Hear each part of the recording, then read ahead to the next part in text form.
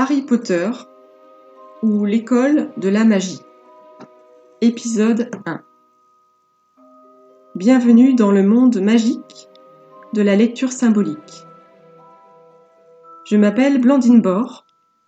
Je suis formée par l'école de psychanalyse jungienne, l'école du rêve et des profondeurs, et je vous emmène avec moi dans l'univers de Harry Potter pour décrypter le message qu'elle renferme.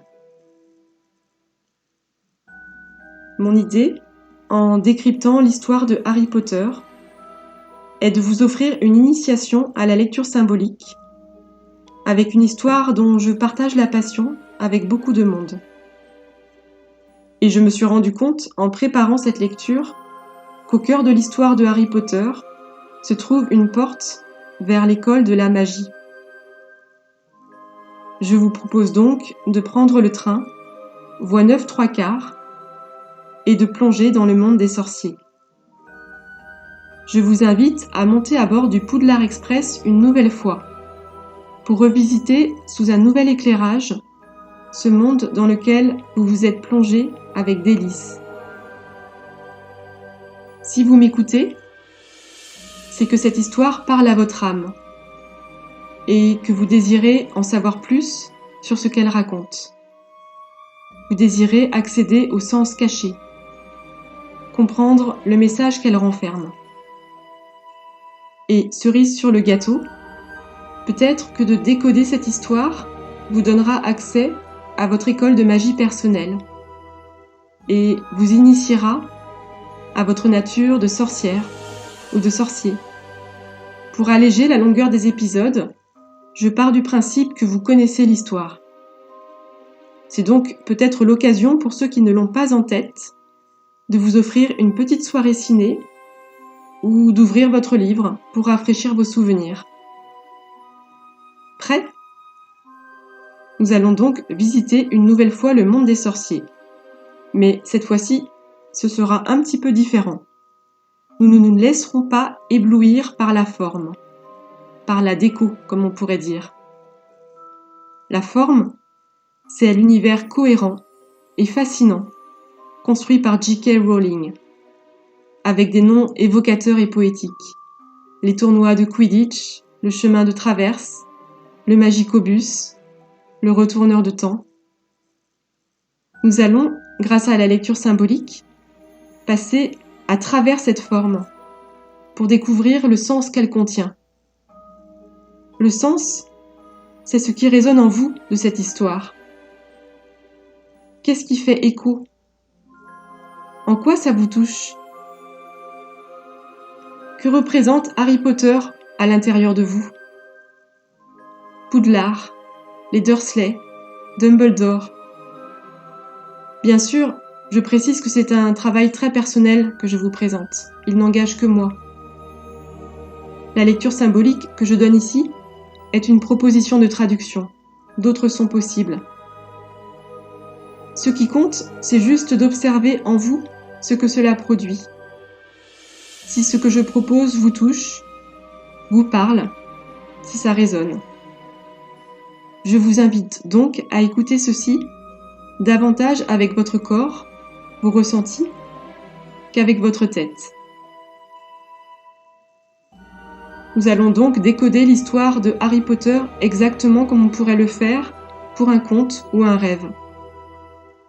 Dans la psychanalyse jungienne, les contes sont envisagés comme des rêves collectifs.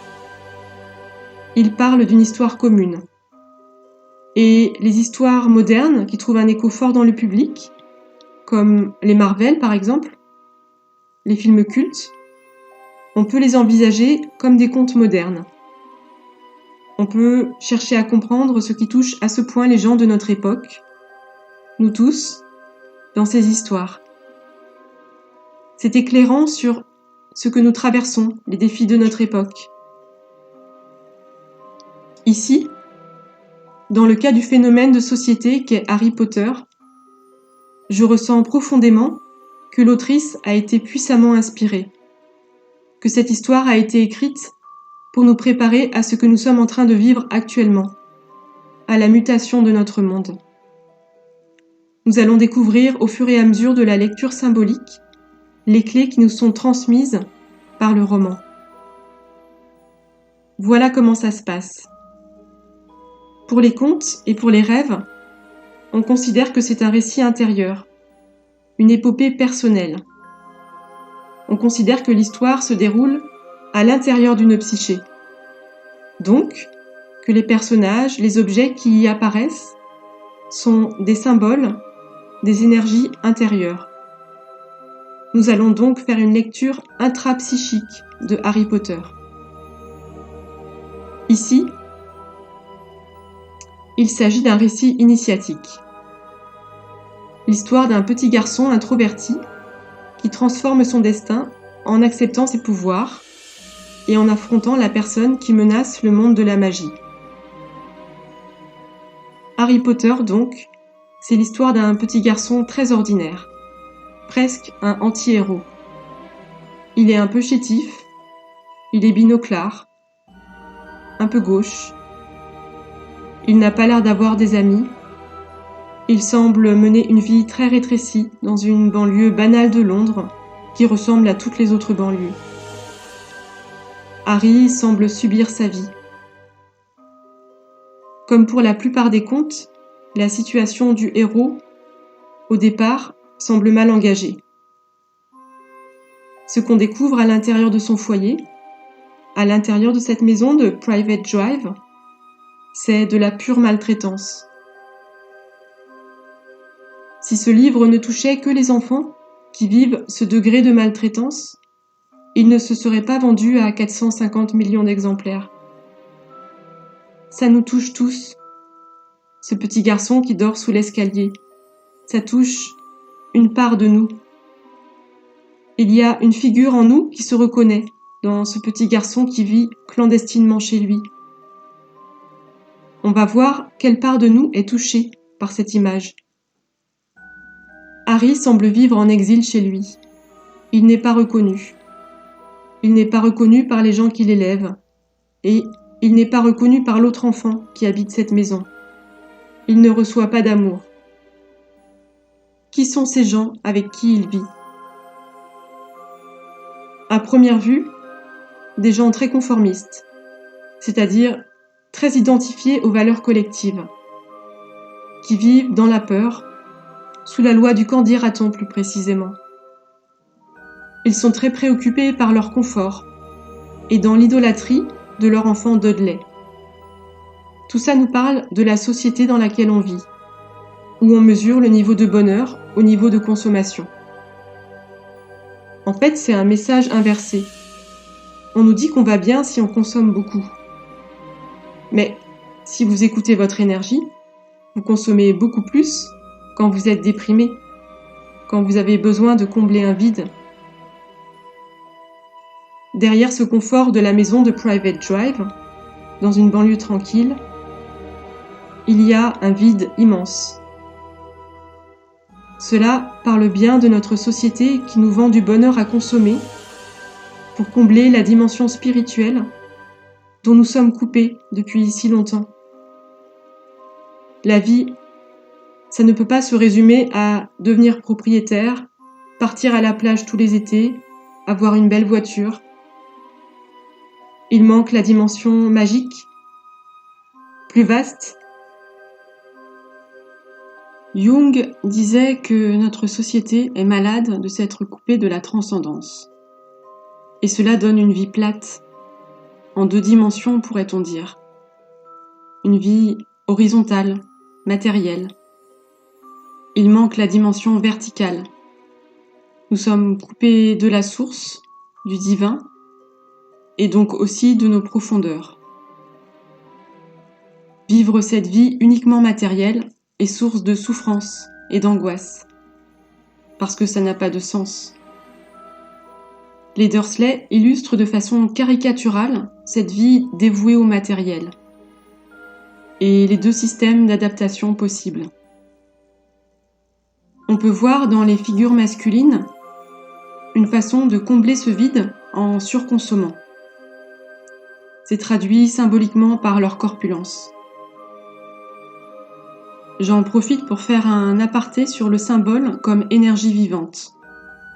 Attention, je n'ai pas dit que toute personne corpulente mène une vie vide de sens. La corpulence peut tout aussi bien représenter la plénitude, la complétude, comme c'est le cas pour les représentations du Bouddha. Elle pourrait aussi se faire la manifestation d'une nature gourmande, d'un rapport épicurien et jouissant de la vie. Ou bien encore, elle pourrait être interprétée comme une manifestation de richesse, de prospérité, comme cela a été le cas à d'autres époques. Un symbole est vivant et son sens est toujours conditionné par l'espace dans lequel il se manifeste. Ici, il me paraît plus approprié de recevoir le symbole de la corpulence de Dudley et de son père comme une expression de l'avidité pour combler le vide intérieur, qui se manifeste également d'autres façons chez eux, par une façon de se distraire en regardant la télévision, en consommant beaucoup de biens matériels, pour se couper de ses ressentis intérieurs. La figure de la mère, elle, nous montre une autre façon de s'adapter à cette société de consommation et de conformisme. Cette vie sans vraie relation génère un sentiment de solitude et une vraie anxiété. La mère calme son angoisse en surcontrôlant. Se donner l'illusion de garder le contrôle de sa vie en ayant un environnement impeccable, en présentant une image lisse, parfaite, est une autre façon de s'adapter à ce monde qui a évacué le sens en se donnant l'illusion qu'on a du pouvoir, qu'on gère, qu'on contrôle.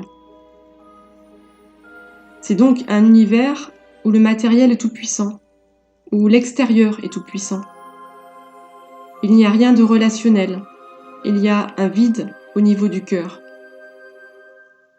L'histoire de Harry Potter commence donc dans ce bain collectif dans lequel nous sommes tous plus ou moins, qui veut nous faire croire que la normalité, c'est de vivre cette vie-là. Cela parle de notre société, où les nouveaux dieux sont le rationnel et l'argent. Cette maison, dans les termes jungiens, on pourrait l'appeler matrice. La matrice, c'est l'environnement dans lequel on grandit, le pays d'où l'on vient. Comme on peut le voir dans le film, la matrice familiale s'enracine dans un contexte plus vaste. La maison de Private Drive se trouve entourée de maisons semblables. La matrice, c'est l'influence de la famille, mais aussi de sphères collectives plus étendues.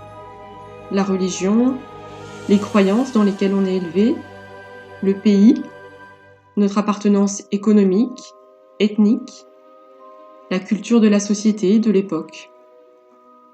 C'est le moule qui nous donne forme. C'est l'eau dans laquelle on baigne depuis toujours et qu'on ne voit pas. Dans notre enfance, c'est une question de survie de correspondre à cette matrice. La survie dans cette matrice dépend de notre adaptation, c'est-à-dire accepter et faire nôtre ces valeurs. Ici, chez les Dursley, les valeurs sont donc être accepté socialement, ne pas trop se faire remarquer, ne pas se différencier, vivre comme tout le monde, avoir la même maison, présenter une image impeccable, lisse. Est-ce que ça résonne en vous ? Est-ce que ces valeurs sont des valeurs dans lesquelles vous avez grandi ? Vous sentez-vous parfois sous la loi du qu'en dira-t-on ? Est-ce qu'il y a en vous un peu de pétunia, une tendance à surcontrôler, un peu de Vernon et de Dudley, une tendance à surconsommer ? Harry a grandi dans ce monde où il semble ne pas exister presque. Il a l'air d'un clandestin dans cet environnement. Harry représente la dimension, la figure intérieure qui ne se reconnaît pas dans les valeurs dans lesquelles il a grandi. Il représente la dimension qui n'est pas reconnue non plus dans ce système. Nous apprenons ensuite, en même temps qu'Harry, sa filiation de sorcier. C'est ça que rejettent les Dursley, qui leur fait très peur. Harry représente la dimension en nous qui est différente des valeurs matricielles, une dimension magique qui dans un premier temps s'ignore et est regardée par cette matrice comme monstrueuse.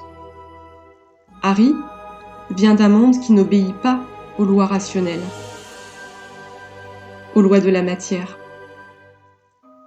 Il vient d'un monde où les possibles sont beaucoup plus grands. Mais Harry grandit dans un monde qui dit « La magie, ça n'existe pas ». La joie que vous avez ressentie à la révélation de sa filiation de sorcier, c'est l'émotion en vous de reconnaître votre propre nature spirituelle. Si on considère que Harry, c'est la figure qui grandit dans cet environnement et qui doit s'en libérer, on peut envisager que Dudley et Harry forment un seul et même être, l'enfant qui grandit dans cet environnement. Et donc, Dudley représente la part de cet enfant qui s'est adapté à sa matrice. On comprend que les Dursley idolâtrent en leur fils ce qui est en répétition parfaite avec eux. D'ailleurs, Dudley et Dursley, ça se ressemble beaucoup. Dudley représente la partie de nous qui est en loyauté avec sa matrice. Et il prend toute la place et toute l'attention au début de l'histoire. Les parents engraissent littéralement cette figure et ils anémient la figure qui ne se reconnaît pas dans ce système qui est étrangère. Au sortir de l'enfance, on est tous face à ce constat qu'une partie de nous a été valorisée, s'est développée au point de prendre toute la place. Cette partie, c'est celle qui s'est adaptée à ce qui était attendu de nous. Mais nous reconnaissons-nous vraiment dans ce personnage ? On ressent aussi qu'une autre part de nous est en exil et souffrante, et que ça va être compliqué de la faire reconnaître. C'est ça qui correspond au blues de l'adolescence. L'image de Harry qui dort sous l'escalier, c'est ça en fait. On élève les valeurs de reproduction, de répétition, et on coince en dessous ce qui est étranger à la matrice. On interdit à cette dimension de s'élever. La personnalité étrangère, nouvelle, différente, magique, n'est pas nourrie par la matrice. Elle n'a pas d'espace pour grandir, pour prendre de l'assurance. Si on envisage la situation avec un œil rationnel, la vie de Harry semble condamnée d'avance. On ne voit pas comment ça pourrait s'arranger. Dans notre école, on appelle ça le parleur de malheur, l'œil rationnel qui condamne à l'avance. C'est important dans les moments de nos vies où l'avenir semble bouché, de ne pas rester fixé à cette perspective rationnelle. Parce que la vie s'ouvre souvent dans les moments où on est dans l'impasse. Pourquoi ? Nous le verrons par la suite.